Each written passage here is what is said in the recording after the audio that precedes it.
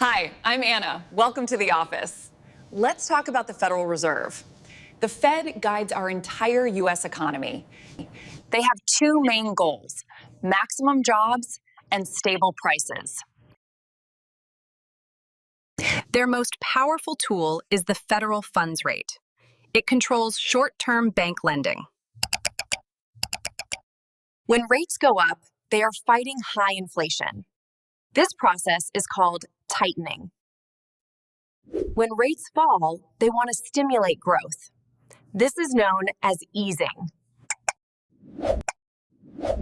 These decisions start a ripple effect. They impact every investment you own. Understanding this link is crucial for investors. It defines your risk and opportunity. Let's first look at the stock market. Higher rates mean higher borrowing costs for businesses. This directly cuts into corporate profits. Debt-heavy companies are especially vulnerable. Growth stocks get hurt the most. Their future earnings are worth less today. Conversely, falling rates often boost the stock market.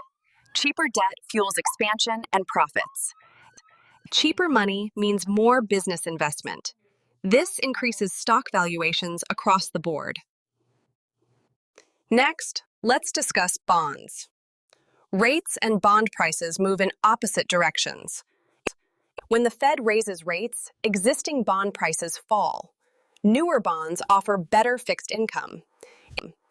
When the Fed lowers rates, your current bonds become more valuable. You locked in a higher yield. Bond investors must focus on duration. Longer bonds are more sensitive to rate changes. Remember that bank savings rates will also follow the Fed's decisions closely.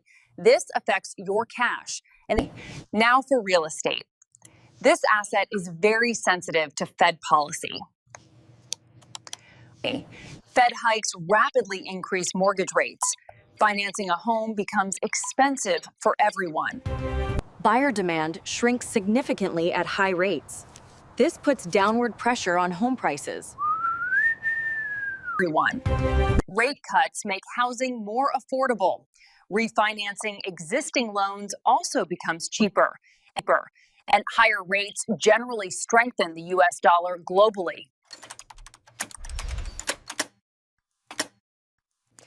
A strong dollar makes U.S.-priced commodities more costly for global buyers. Now, what does this mean for your actions? Don't make sudden, huge changes to your plan. Don't try to perfectly time the market. The best defense is smart diversification. Balance your risk across many asset classes. Assess the debt levels in your favorite stocks.